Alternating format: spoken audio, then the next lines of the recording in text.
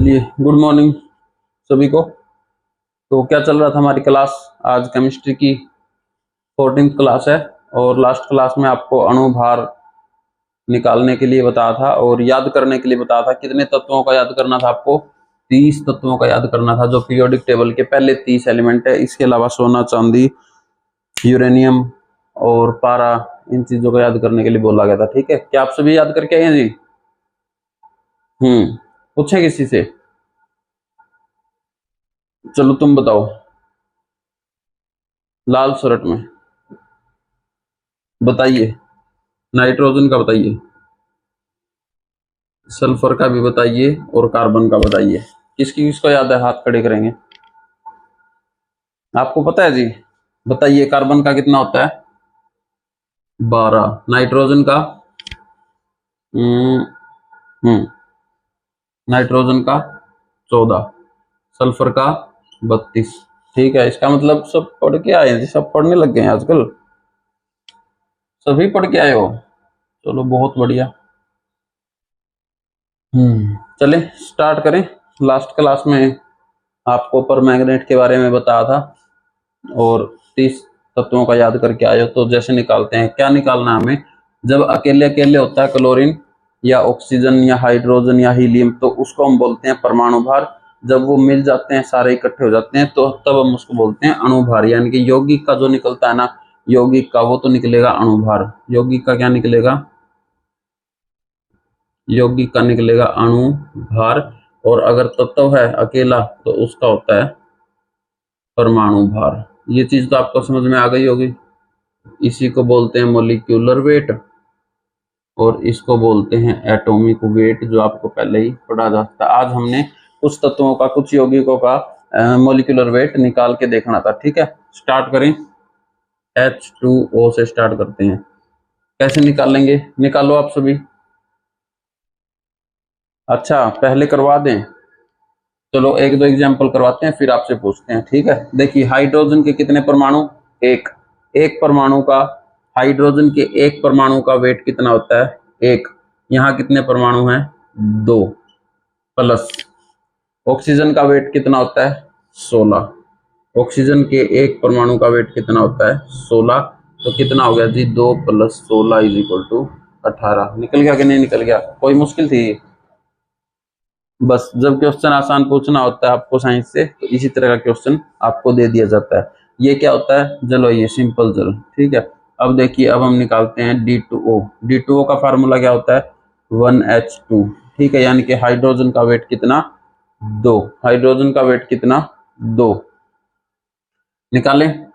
एक ड्यूटेरियम का वेट 2। यहाँ पे कितने परमाणु? 2 प्लस क्या? 16। 16 और 4 20। अब देखिए, इसको कंपेयर करें, ज्यादा कौन हो जाएगा? इन दोनों में ज्यादा कौन हो जाएगा? 20। इसीलिए D2O को बोलते हैं भारी जल। इसीलिए D2O को बोलते हैं भारी जल। ऐसे नहीं बना दिया, इसका नाम नहीं लिखा है भारी जल, क्योंकि हम यहाँ प्रूफ कर रहे हैं कि जो D2O है ना, वो भारी जल होता है नॉर्मल वाले जल से। और ये कहाँ बढ़ता है? उड़ीसा के तलचेर में बनाया जाता है ये। लगभग जो वो होते हैं हमारे न्यूक्लियर रिएक्शंस वगैरह, वहां पे इसको प्रयोग में लिया जाता है D2O को। ठीक है, और निकाल लेंगे। चलो NaOH का निकालो। NaOH का अणु भार निकाल लेंगे सभी। सोडियम का नहीं पता जी? ऑक्सीजन का 16, हाइड्रोजन का 2। सोडियम का कितना होता है? देखो, सोडियम का होता है परमाणु भार 23। अकेला है, Na2 तो नहीं, तो सिर्फ 23 लिखेंगे। ऑक्सीजन के कितने परमाणु? एक ही है। अगर 2 होते तो यहाँ 16 से गुणा कर देते, दिखाएंगे वो भी आपको। हाइड्रोजन के 1, तो यहाँ प्लस जोड़ते जाना हमने। गुणा वहीं पे करनी है जब किसी के भी जो परमाणु है वो ज्यादा हो। ठीक है, तो कितने हो गए? 23 और 17 कितने हो गए? 40 हो गए। NaOH का अणु वेट। कोई मुश्किल है जी? आपको लग रहा है कुछ मुश्किल, या बिल्कुल आसान है? कुछ भी तो मुश्किल नहीं है, सिर्फ ये वेट करना है, जोड़ते जाएंगे, बाहर निकल जाएगा। कोई मुश्किल नहीं है। चलिए निकालिए। कैल्शियम का निकालिए, CaO। कैल्शियम ऑक्साइड का निकालिए, बुझे हुए चूने का निकालिए, बिना बुझा हुए चुना। कैल्शियम का 40 + 16 56। टाइम भी नहीं लग रहा, मुश्किल भी नहीं है, कुछ भी तो मुश्किल नहीं है, डायरेक्ट निकलते जा रहा है। आप बताइए, कोई सोच के आप बताओ किस चीज का हम निकालें। आप बताओ कोई सोच के।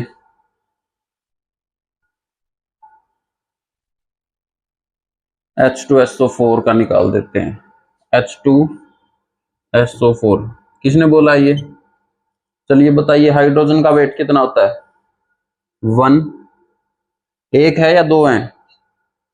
अब पगला, दो नहीं है, 1H2 दो नहीं है, ये दो से गुणा करेंगे। एक बोल रहा पगला, पता नहीं कहां से आते हैं, कहां से आते हैं ये लोग। चलो बैठ जाओ। खड़ा होने के लिए बोला था जी, खड़ा होने के लिए कौन बोला आपको? हम्म, अच्छा बताने के लिए खड़ा हुआ था, कोई बात नहीं, चलो बैठो। 1+2 ब्रैकेट प्लस सल्फर का कितना वेट? 32। क्या दो हैं? तीन है, एक है, 32 प्लस ऑक्सीजन के कितने वेट? 16। और कितने परमाणु? 4। अगर एक होता तो 16, दो है तो 32, तीन है तो कितना, 4 है तो कितना? तो इसको गुणा कर देंगे, उतना ही निकल जाएगा। क्या हो जाएगा ये? 2+32+64। ठीक है, हो गया। कितना हुआ? 8 और 2 9, 98। ठीक है। अब इसी में से अगर आपको कुछ आगे पूछना हो तो कैसे पूछ लेता है? वेट तो आप निकालना सीख गए, सीख गए कि नहीं सीख गए जी? वेट तो आप निकालना सीख गए। हम यहाँ लिखते हैं H2SO4 का वेट। H2SO4 का वेट आपका निकला 98। अणुभार आप निकाल सकते हैं, किसी भी तत्व का आपको परमाणु भार याद होगा, उसी से आप किसी भी यौगिक का अणुभार निकाल सकते हैं। अगर अकेला तत्व है तो परमाणु भार बोलेंगे, अगर एक यौगिक बन जाता है तो उसको मॉलिक्यूलर वेट अणुभार बोलेंगे। ठीक है, तो अब इसी के अंदर ये तो आप निकाल ही लेंगे, एक दो और भी करके दिखाएंगे अभी आपको, ऐसी बात नहीं है कि यही छोड़ देंगे, एक दो एग्जाम्पल और भी देंगे। लेकिन इसी में आपको क्या पूछ लेता है कि H2SO4 के अंदर जो हमारा ये एसिड होता है, बहुत खतरनाक एसिड होता है, किसी के ऊपर डाल दे तो उसको जला देता है। H2SO4 के अंदर ये कितना हो गया टोटल? 2, ये हो गया आपका 32 और ये हो गया आपका 64। अब इसी क्वेश्चन में आपको क्या दे देता है उलझाने के लिए, थोड़ा सा अगर क्वेश्चन को मुश्किल बनाना हो एग्जामिनर को तो क्या बना देगा इसका? H2SO4 के अंदर, H2SO4 के अंदर प्रतिशतता बताइए, सल्फर की परसेंटेज बताइए, सल्फर की परसेंटेज बताइए। तो कैसे निकाल पाएंगे सल्फर की परसेंटेज आप? सबसे पहले तो लेंगे टोटल वेट किसका? H2SO4 का टोटल वेट लेंगे सबसे पहले तो 98। अब इसमें से कितना है? इसमें से टोटल में से सल्फर कितना हो गया? 32 हो गया, और गुणा में परसेंटेज निकालना है तो 100 से गुणा कर देंगे। ठीक है, जो भी आएगा इसका 49, 16 जो भी आपका आ जाएगा, तो इसकी कुछ वैल्यू आ जाएगी यहाँ पे 2 पॉइंट समथिंग कुछ आएगी लगभग, तो वो आपकी हो जाएगी सल्फर की परसेंटेज निकल जाएगी आपकी। ठीक है, 32 पॉइंट कुछ आ जाएगी ये। ठीक है, और इसी के अंदर अगर आपसे हाइड्रोजन की पूछे कि हाइड्रोजन की परसेंटेज आपको बतानी है H2SO4 के अंदर, तो हाइड्रोजन की परसेंटेज भी निकाल सकते हैं, कोई मुश्किल नहीं है। टोटल कितना है? 98। 98 में से हाइड्रोजन कितने? 2, और गुणा में परसेंटेज के लिए 100, 2.64 या 3 के आसपास कुछ ये आपका आ जाएगा, ये 32 आ जाएगा भाई कुछ। ठीक है, तो ऐसे निकाल सकते हैं। अब ऑक्सीजन की आप निकाल के बताइए, ऑक्सीजन की परसेंटेज बताइए इसके अंदर, कौन बताएगा ऑक्सीजन की परसेंटेज? तुम बताओ, चम्मच, तुम बताओ चम्मच, ऑक्सीजन की परसेंटेज निकाल के बताओ, इसमें की कितनी निकलेगी? बताते जाओ, हम लिखते जाएंगे। ठीक है, ऑक्सीजन की परसेंटेज कुल हो गया 98। ठीक है, कितने लिखेंगे इसके ऊपर, कितना लिखेंगे? 98 के ऊपर कितना लिखेंगे? 32। 32 लिखेंगे जी। 64। 32 बोल रहा है जी, दो का हम यहाँ O2 लिख दिए तो O2 16 दूनी 32 लिख रहा है। 64 गुना 100, ये भी आपकी जो भी आ जाएगी परसेंटेज यहाँ पे। ठीक है, इसको सोल्व करेंगे तो कुछ परसेंटेज आपकी आ जाएगी। तो इसी तरह से अगर थोड़ा सा मुश्किल बनाना हो तो अणुभार पूछेगा, अणुभार के बाद उसके अंदर परसेंटेज भी पूछेगा। या फिर आपको डायरेक्ट परसेंटेज पूछेगा तो आप डायरेक्ट तो बता नहीं सकते, आपको अणुभार निकालना आना चाहिए, तभी आप किसी तत्व यौगिक के अंदर किसी भी तत्व का परसेंटेज बता सकते हैं। ठीक है, अब और एक दो एग्जाम्पल और कर लिए जाएं। CaCO3 का निकाला जाए। CaO का तो हमने निकाल लिया था, CaCO3 का निकाला जाए। CaCO3 चलिए निकालिए, बताते जाइए, हम लिखते जाएंगे। कैल्शियम का कितना होता है 40, कैल्शियम का 40 लिखा, चलो प्लस कार्बन का मोल, कार्बन का आप खड़े हो थोड़े एक बार, कार्बन का क्या बोलेंगे, अणु बोलेंगे कि मोलिकुलर वेट अणु बोलेंगे कि परमाणु बोलेंगे? पढ़ने लग गए जी, ठीक है। अकेले जब कार्बन का बोल रहे हैं तो परमाणु बोला जाता है। प्लस ऑक्सीजन के कितने, एक का 16, 3 है तो कितना हो जाएगा 48, 40 प्लस 12 प्लस 48, 60 और 40 ही हो जाएगा आपका टोटल 100 हो जाएगा आपका वेट। ठीक है, अगर इसी के अंदर अब किसी भी चीज की, मान लीजिए कार्बन की परसेंटेज निकालनी है, तो कार्बन की परसेंटेज निकालनी है तो कार्बन कितना है इसके अंदर 12, टोटल कितना है 100 गुणा 100, तो 12% इसके अंदर कार्बन है। कैल्शियम का पूछे तो 40/100 गुणा 100 हो जाएगा, 40% हो जाएगी। ऑक्सीजन की 48% हो जाएगी। ठीक है, इस तरह से आप निकाल सकते हैं, कोई दिक्कत तो नहीं, कोई मुश्किल? ठीक है, अब हम देखते हैं यूरिया। किसी को यूरिया का फॉर्मूला याद है?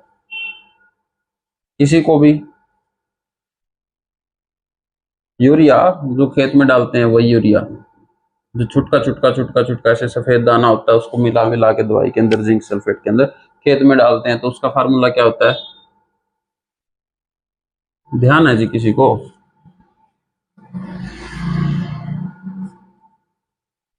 हाँ, हम तो लिखेंगे NH2CONH2।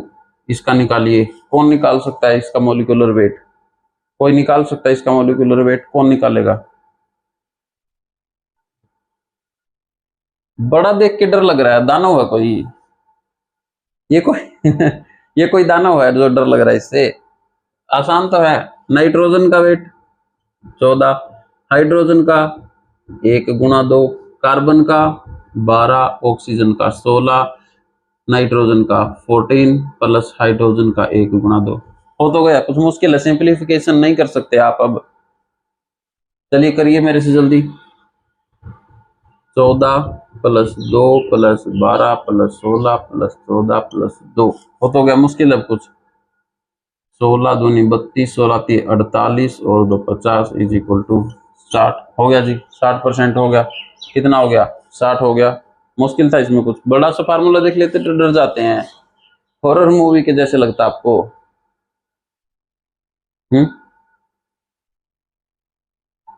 चलो अब देखिए, अब जो हम खेत में यूरिया डालते हैं, खेत में हम यूरिया डालते हैं, आप सभी के खेतों में जो भी किसान हैं तो सभी यूरिया डालते ही होंगे। तो अब हम जितना यूरिया डालते हैं उसमें कितना यूरिया, इसमें क्या होती है, नाइट्रोजन गैस होती है, एन क्या है नाइट्रोजन। हम यूरिया डालते हैं मेनली नाइट्रोजन के लिए, ऑक्सीजन और हाइड्रोजन के लिए हम यूरिया नहीं डालते, तो हमें ये डालना पड़ता है नाइट्रोजन के लिए। अब आपको दिखाते हैं कि हम जितना यूरिया डालते हैं उसमें से नाइट्रोजन कितनी हमें मिल पाती है। ठीक है, यानी कि नाइट्रोजन की परसेंटेज हम निकाल लेंगे। तो इसमें नाइट्रोजन कितनी, एक नाइट्रोजन तो ये, एक नाइट्रोजन ये, कितनी नाइट्रोजन इसमें 28, टोटल वेट कितना है इसका 60, टोटल 60, 60 में से 28 कौन है, 60 में से 28 आपकी नाइट्रोजन, और परसेंटेज निकालनी है तो ठीक है 140/3 चौके 12 और 46% अप्रोक्स 46% आपको मिलती, यानी कि जितना आप यूरिया डालते हैं ना उसकी 50%, 50% भी आप नाइट्रोजन यूज नहीं कर पा रहे हो खेत के अंदर, यानी कि इसका मतलब 46% का ये हुआ। अगर आपने 1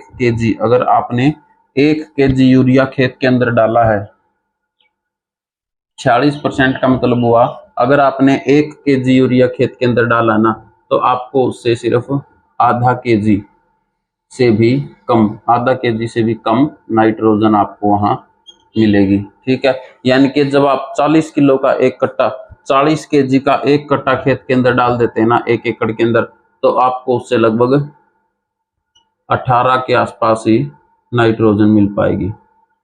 ठीक है, आपने डाला 40 केजी यूरिया और आपको उससे नाइट्रोजन मिलेगी सिर्फ 18 या 19%, 19 केजी के आसपास नाइट्रोजन आपको मिलेगी।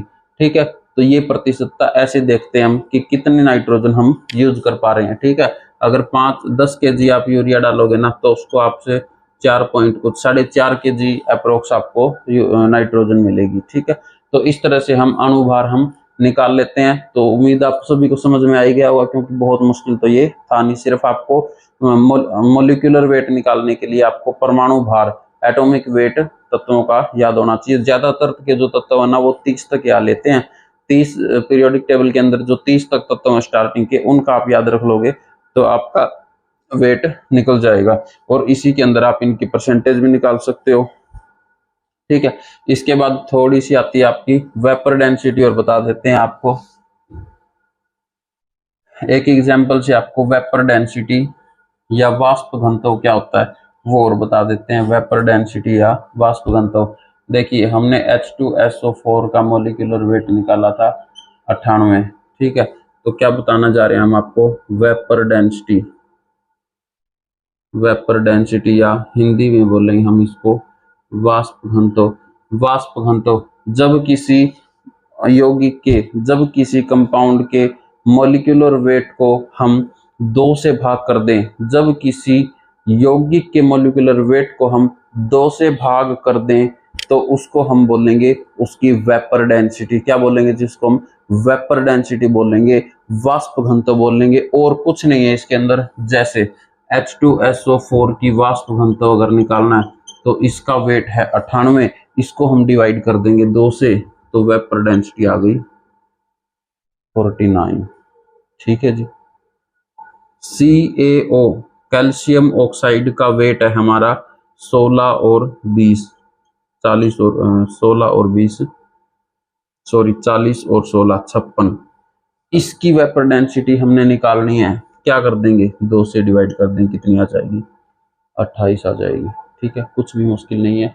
तो वेपर डेंसिटी की आप बस इतना याद रखेंगे कि जो भी जिसकी भी यौगिक की वेपर डेंसिटी निकालनी है उसको अगर हम उसके मॉलिक्यूलर वेट को अगर हम 2 से डिवाइड कर दें तो वो उसकी वेपर डेंसिटी आ जाती है। ठीक है, तो इसके अंदर इतना ही था, ये इसकी वेपर डेंसिटी आ जाती है।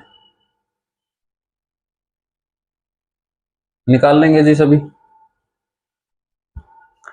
NaOH का अणुभार 40 है, इसकी वेपर डेंसिटी क्या होगी बताइए। NaOH सोडियम हाइड्रोक्साइड का अणुभार 40 है, इसकी वेपर डेंसिटी क्या होगी। कौन किसने बताया है, 20। चलिए बहुत जल्दी से बिल्कुल फास्ट आंसर देना है। D2O का मॉलिक्यूलर वेट 20 होता है, इसकी वेपर डेंसिटी क्या होगी 10। ठीक है। CaOH की ट्वाइस का मॉलिक्यूलर वेट 74 होता है, इसकी वेपर डेंसिटी क्या होगी। ठीक है ठीक है 37। तो चलिए आज के लिए इतना ही रहने देते हैं, आगे आपको कल बताएंगे। कल क्या बताएंगे आपको, 2 एग्जाम्पल करवा के फिर आगे करवाएंगे। ठीक है, थोड़ा सा कल बताएंगे आपको। जैसे केमिस्ट्री के अंदर जलाना एक वर्ड होता है, जैसे 20, ये केमिस्ट्री के अंदर यूज होता है। 20 ग्राम हाइड्रोजन को अगर ऑक्सीजन की उपस्थिति में जलाएंगे तो वो कितना पानी देगी। ठीक है, जलाने का मतलब ये नहीं है भाई हम उसको भड़का देंगे, हम भड़का नहीं रहे कोई चीज को। इस केमिस्ट्री के अंदर जलाने का मतलब होता है रिएक्शन। ठीक है, रिएक्शन। CaO अगर हम 40 ग्राम CaO को ऑक्सीजन 40 ग्राम कैल्शियम ऑक्साइड को हम ऑक्सीजन की उपस्थिति में जला रहे हैं, यानी कि ऑक्सीजन में जलाने का मतलब रिएक्शन करवा रहे हैं पानी से, तो वो कितना CaOH की ट्वाइस देगी। ठीक है, तो इस तरह के कुछ क्वेश्चन है, 2 या 3 एग्जाम्पल हम करवा देंगे आपको, बहुत ज्यादा इंपॉर्टेंट नहीं है लेकिन फिर भी आपको पता रहना चाहिए। तो ये करवाएंगे आपको नेक्स्ट क्लास में, उसके बाद आगे पढ़ेंगे। तो आज के लिए इतना ही रहने देते हैं। तो उम्मीद है आप मॉलिक्यूलर वेट समझ गए होंगे और उसको करके आएंगे भाई, घर से कुछ एग्जाम्पल करेंगे। ठीक है, आपके पास जो भी बुक है या ऑनलाइन है मॉलिक्यूलर वेट निकालेंगे और प्रैक्टिस करेंगे तो आपको कोई भी दिक्कत आने वाली नहीं है। ठीक है, आज के लिए इतना ही। धन्यवाद साथियों।